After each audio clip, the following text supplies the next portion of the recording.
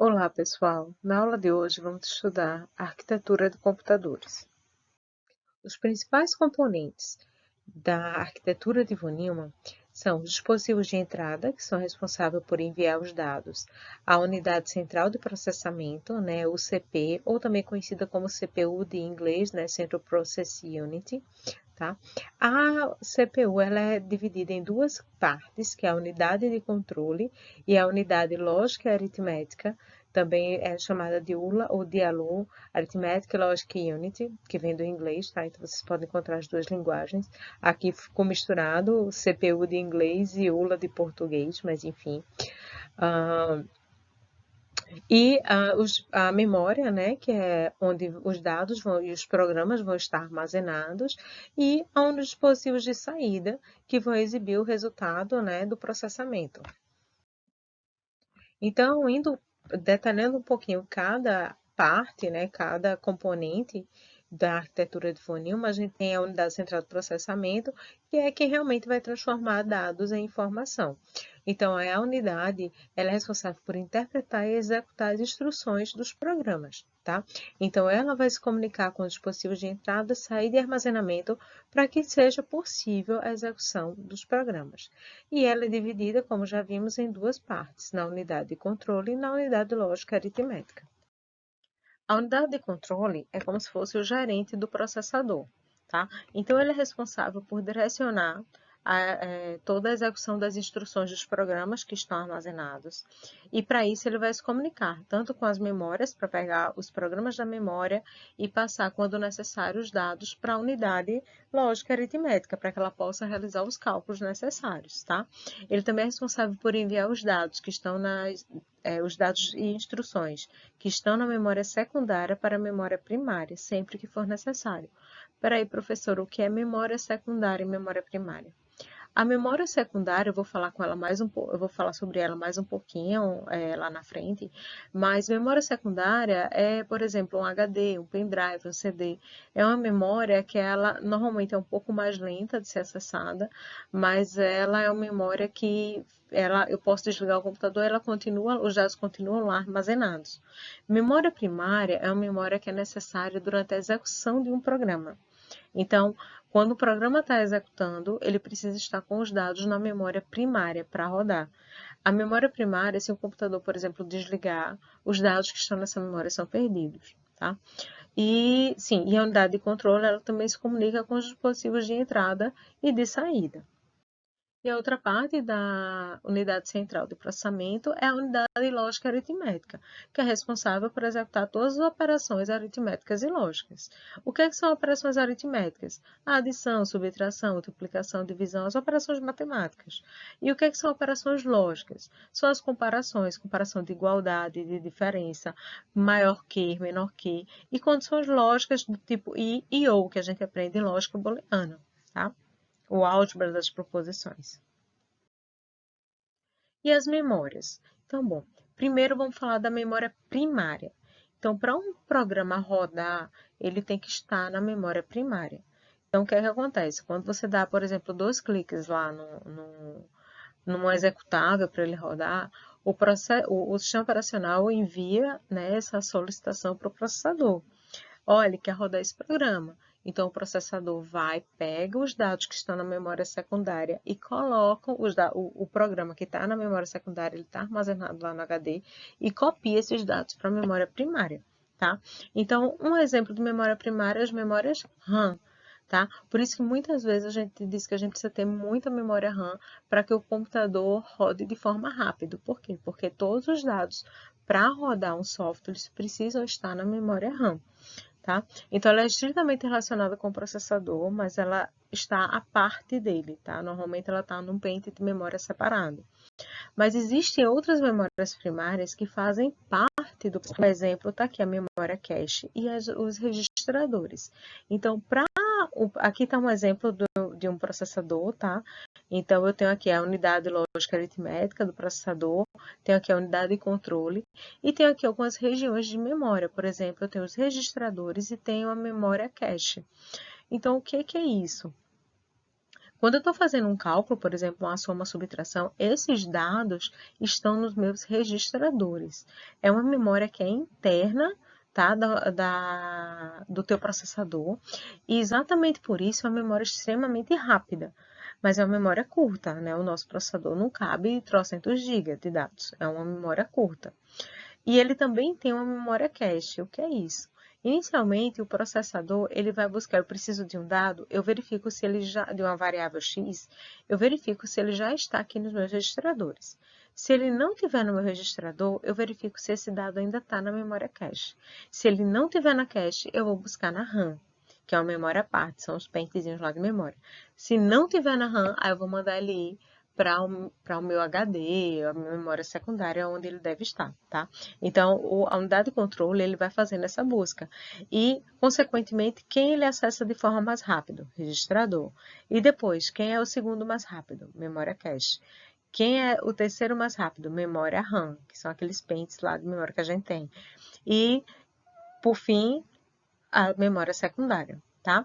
Então, memória cache e registradores, eles estão estreitamente relacionados, tá, com a CPU, porque ela faz parte do chip da CPU, ela está lá dentro, certo? E ele provê armazenamento temporário. Toda a memória primária provê armazenamento temporário, ou seja, os dados contidos nessa memória eles se perdem se a energia for desligada, tá? Ou se o programa for fechado. Se você fechar o programa, os dados que estão aqui não podem mais ser acessados. E provavelmente, quando o novo programa for aberto, eles vão ser sobrescritos, tá? E a unidade de armazenamento secundária. A unidade de armazenamento secundária é uma unidade que provê armazenamento de longo prazo, né? Que a gente pode desligar o computador, liga de novo, os dados estão lá. É o nosso HD, CD, pendrive, etc.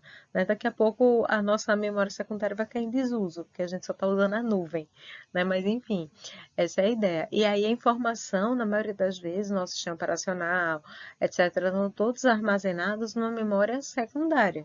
A memória ROM, por exemplo, é um tipo de memória secundária, tá? Read-only memory. Isso quer dizer memória ROM, é uma memória somente de leitura. É uma memória secundária, por exemplo, CD-ROM. DVD-ROM, é porque a gente esquece, a gente não diz mais, virou só CD ou DVD, né? Mas é um tipo de memória secundária, ok? E tem N outras memórias secundárias que vocês veem aí quando estão trabalhando com embarcados, EPROM, aí o ROM e por aí vai, tá? E os registradores, né, que a gente falou que eles ficam lá na CPU.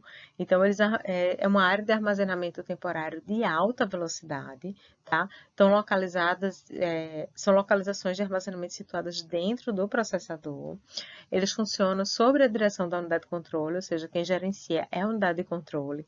Embora, se você estiver trabalhando com a linguagem C, ela permite que você trabalhe diretamente com os registradores. Você pode criar variáveis chamadas register.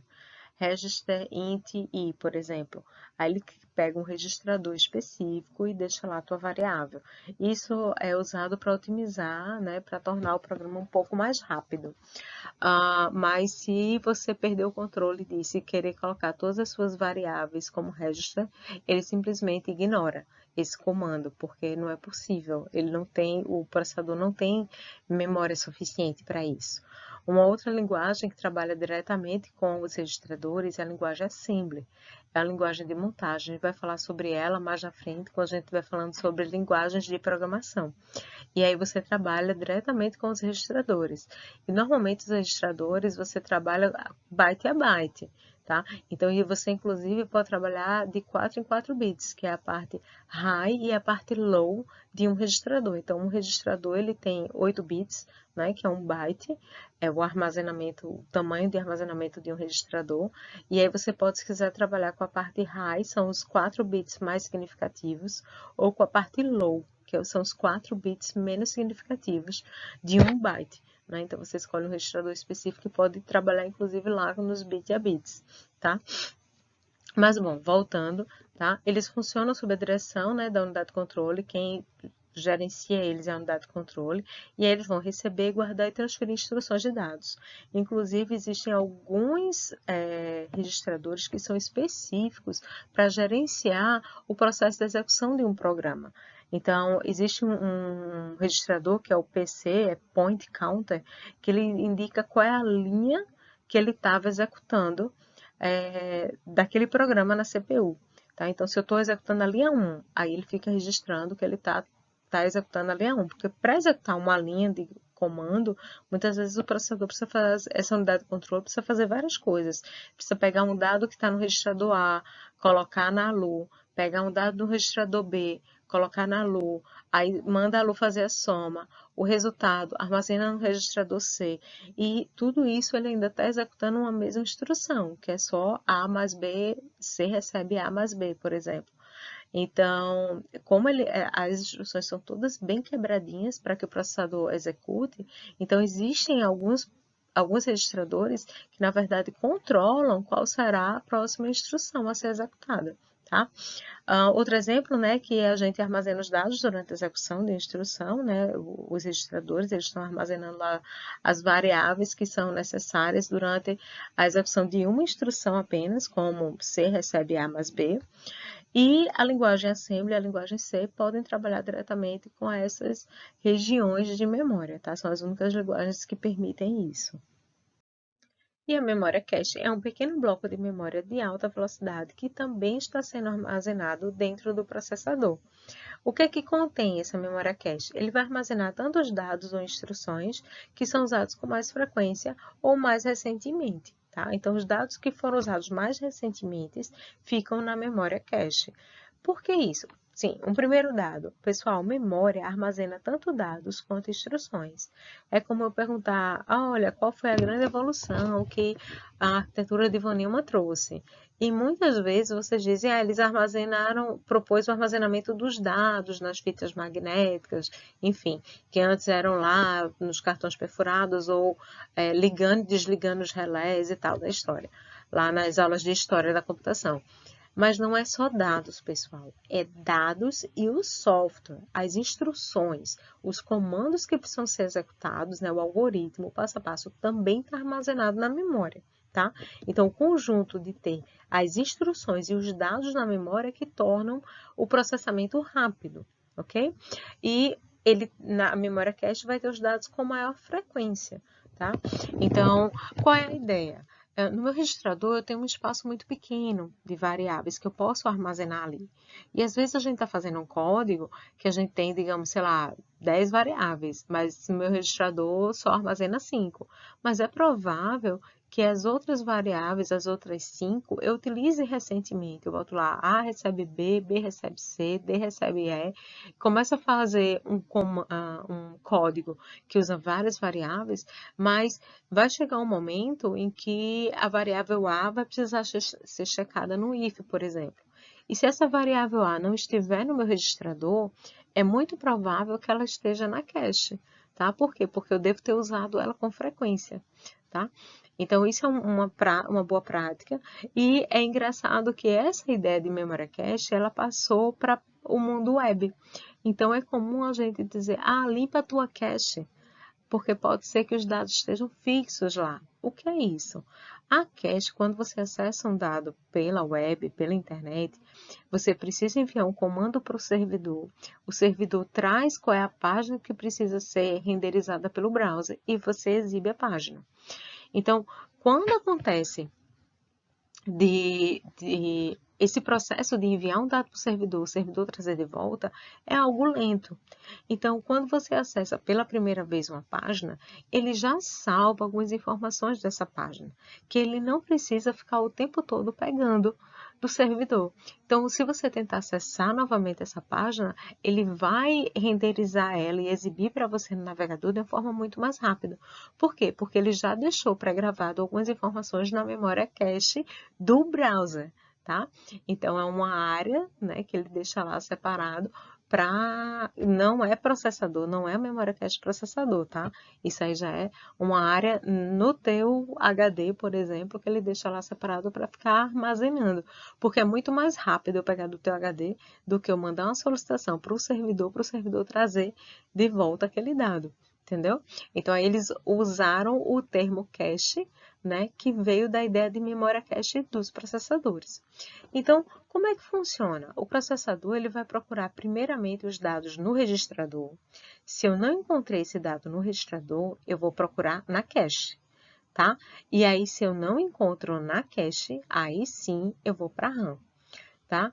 Então, os dados que são transferidos da cache são muito mais rápidos do que os dados que estão na memória RAM, tá? Eu não lembro se eu falei a sigla do que significa RAM, tá? Mas RAM é Random Access Memory, ou seja, uma memória de acesso aleatório, de acesso randômico, tá? Então, a memória que ela vai ter uma área de memória que vai estar armazenada o teu programa. E essa memória não quer dizer que é o início dela, não é a posição 001, vai ser uma posição X nessa memória, tá? Imagina a memória como um vetor gigante. Ele vai pegar uma posição X, por exemplo, posição 200, e teu programa começa a estar armazenado a partir dessa posição 200, tá? Não necessariamente a partir da posição 1. Bom, e se não estiver, os dados não estiver na cache, aí a unidade de controle vai tentar pegar, recuperar esses dados da memória RAM, como eu já tinha falado. E caso esse dado não esteja na RAM, ele ainda vai tentar buscar na memória secundária, tá? E quanto mais presença de dados na cache, mais rápido é o desempenho do sistema, ok? Já a CPU e a memória, né, a CPU ele gerencia todos os tipos de memória, né? Então, a CPU em si, ele não consegue executar um programa que não esteja na memória. Então, a CPU ela não pode processar dados diretamente da memória secundária, por exemplo. Então, quando eu vou lá e dou 2 cliques num programa que eu quero executar, a CPU solicita que esses dados da memória secundária passe para uma memória primária, tá? Então, para que a CPU possa executar um programa, é importante que eles estejam na memória primária. E a unidade de controle, ele vai recuperar os dados da memória secundária e transferir para essa memória primária, ok? Dados e instruções, eles vão permanecer na memória primária até serem enviados ou para um dispositivo de saída, ou para a memória secundária, ou o programa ser fechado, ok? E aí aqui eu fiz um esboçozinho de todo esse processo, digamos assim, que a unidade central de processamento faz, tá? Então, é um circuito complexo, e aqui eu coloquei, ó, unidade, traços de indicação de controle, indicação de troca de dados, tá? Então, por exemplo, quando alguém vai no teclado e seleciona uma tecla, por exemplo, para fazer algum comando, a unidade de controle é notificada e aí ela vai pegar e vai dizer, ó, dados de entrada, envia os dados para a RAM. Essa RAM, observa aqui, essa estrutura eu coloquei, né? Dados de entrada, dados de saída. Aqui eu coloquei o meu processador, ou unidade central de processamento. Aqui eu separei o meu processador em unidade de controle, unidade lógica aritmética. E minha memória principal, observa que eu quebrei ela aqui em RAM, tá? Que é a memória RAM que eu uso. E a memória ROM. Que memória ROM é essa? Observa que não tem nada ligado a ela, tá? Mas essa memória ROM, ela tem a memória básica do software que precisa ser carregado para tudo isso funcionar, certo? Então, assim que eu ligo o computador, essa memória é lida e os softwares são carregados. Então, é uma memória de read-only memory, ou seja, uma memória que eu só posso ler, eu não posso alterar essa memória. Ela é um tipo de memória secundária, mas ela fica dentro aqui do processador, porque ela tem um software básico que esse carinha precisa rodar, entendeu? Então, ela tá aqui como memória principal, mas ela não é memória principal, tá? Mas ela faz parte do processador. Ele tem que ter esse softwarezinho aqui. É quem comanda ele. Sim, continuando, na minha memória principal eu tenho aqui a memória RAM, certo? Essa é a memória que eu preciso para executar dados. Professora, e cadê a memória cache e os registradores? Estão aqui dentro. eles fazem parte do processador, tá? Lembra disso. Eles estão aqui dentro, junto da unidade de controle da unidade de lógica aritmética. Isso aqui é esse quadradinho aqui, ó, que normalmente a gente vê nas placas. E bom, aí eu tenho minha memória secundária aqui, tá? Que é meu HD, meu pendrive, meu CD, enfim. Então, como é que funciona a troca de dados? Então, por exemplo, a unidade de entrada conversa com a unidade de controle solicitando a execução de algum comando, por exemplo. Ou ela pode simplesmente enviar uma entrada de dados. Eu dei um comando tipo scanf. Então, alguém vai chegar lá e vai apertar um número baseado no scanf que eu solicitei. Então, ela vai enviar esses dados para a minha memória RAM. E aí, a minha unidade de controle vai ser notificado de que ocorreu uma entrada de dados, e aí ele vai vir na RAM e dizer, RAM, e aí, o que é que aconteceu? Aí a RAM vai dizer, não, entrou um dado aqui, beleza, então manda esse dado para a unidade lógica aritmética, entendeu? A unidade lógica aritmética faz o cálculo, a unidade de controle diz, ULA, faz aí o cálculo. Aí a ULA faz o cálculo, terminou de executar o cálculo, ULA envia os dados para a memória. Aí a ULA envia os dados para a memória. Então, observe que a unidade de controle, ele só tem linha tracejada. E ele conversa com todo mundo, tá? Ele gerencia todo mundo. Ele manda as pessoas trocarem informações com a memória, tá? Então, ó, eu digo, a unidade de controle diz, eu preciso de um dado X. Aí ele vai procurar a unidade de controle aqui, procurou no registrador, não tá? Procurou na cache, não tá? RAM me dá esse dado. Aí a RAM não sabe onde está esse dado. Então, unidade de memória secundária, bota esse dado na RAM. Aí a memória secundária vai e coloca o dado aqui na RAM. Tá? A unidade de controle em si, ela não processa o dado. Uma memória, por exemplo, quem processa a memória é a unidade lógica aritmética, porque é ela que vai executar, ela que vai fazer uma soma, uma subtração, uma operação lógica, tá? Mas ele só envia o que tem que ser feito, certo? Então, ele diz, olha, precisa exibir os dados nos dispositivos de saída. Aí a memória RAM vai e passa os dados para os dispositivos de saída, ok? Bom, essa é a ideia de como funciona a unidade central de processamento. Ter um videozinho bem legal falando sobre a vida do processador. É um vídeo antigo, mas é bem divertido. E eu vou postar lá para vocês. Assistam, tá? Aqui tem a referência para vocês estudarem um pouquinho sobre a arquitetura de computadores. E é isso, até a próxima aula.